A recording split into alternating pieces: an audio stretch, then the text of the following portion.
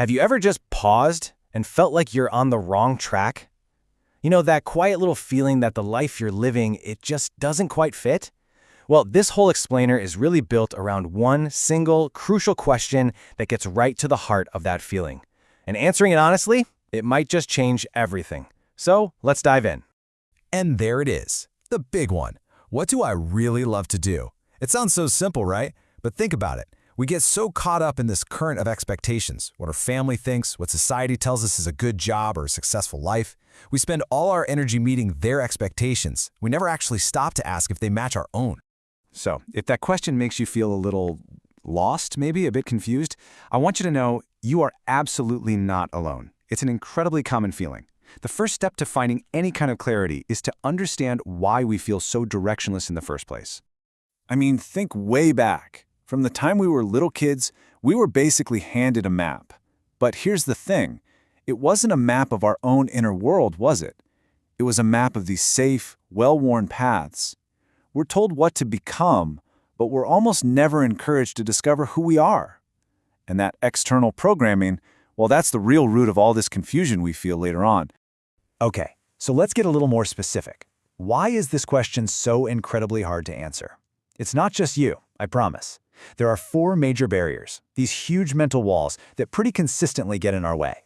And here they are. First, comparison. We're constantly looking at everyone else's highlight reel on social media and wondering why our journey doesn't look like that. Then, of course, the very real fear of money kicks in.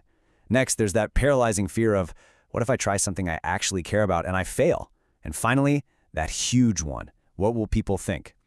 These 4 fears, together, they build the cage that keeps us from even looking for our passion. But here's the good news. We can absolutely break out of that cage. The key is to stop looking outside for all the answers and start turning inward. So we're about to walk through 5 really powerful questions that are basically a toolkit for self-discovery. For each one, I really want you to take a moment and just be honest with yourself.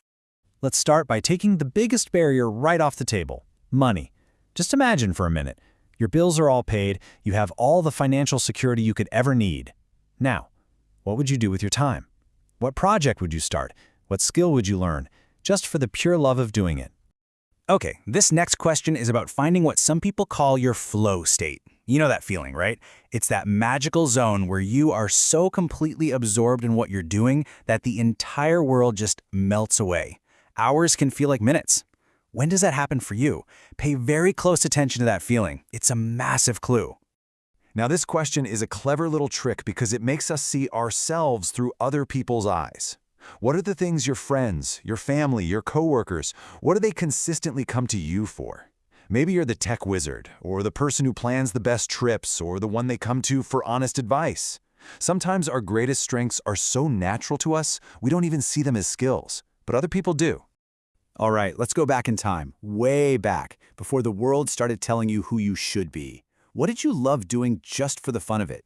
Were you that kid who was always building things, or drawing, or making up stories, or taking gadgets apart to see how they worked? Our childhood interests are often the purest expression of our real passions. And here we are, the final and maybe the most important question. This is the ultimate test. See, passion isn't just about what you love doing when everything's going great. It's about what you love so much that you do it even if you failed. What work is so meaningful to you that you would willingly pick yourself up, dust yourself off, and try all over again? The answer to that points straight to your passion. So after thinking through those questions, let's get really clear on what we're actually looking for. A hobby? That's something fun you do in your free time. A talent? That's a natural skill people might praise you for. But a passion? That's on a whole other level. As you can see here, it's a burning desire from deep inside. Something you feel like you could commit your whole life to. And really, this whole process isn't just about finding a new activity to do. It's about forging a deeper connection with yourself. Because as this slide says, passion isn't just an interest. It's a core part of your identity. It's about lining up what you do in the world with who you fundamentally are. Okay, so all that thinking and self-reflection is an amazing start, but it's only half the journey. The next big question is, so what now? How do you take these little discoveries and turn them into something real? Well, here's a simple 4-step plan to get you started. First up, experiment. You don't have to commit for life. Just try learning something new for 3 months. Second, and this is huge, start small. Don't go quit your job tomorrow. Start a weekend project, a blog, something you can actually manage. Third, get feedback. Share what you're doing and listen to what people react to. And number 4, probably the hardest one, be patient. This is a marathon, my friends, not a sprint. As we start to wrap this up, I want to leave you with one final really crucial truth. Because this journey, it isn't just about feeling a little happier, it's about the entire direction of your life.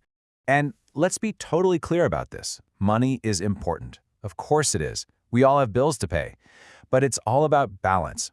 Fulfillment, that deep feeling of purpose and satisfaction, that's what really keeps you going in the long run. I mean, just think about it. You're going to spend a huge chunk of your life working. Shouldn't it be something that actually brings you joy? And this, right here, is the ultimate takeaway.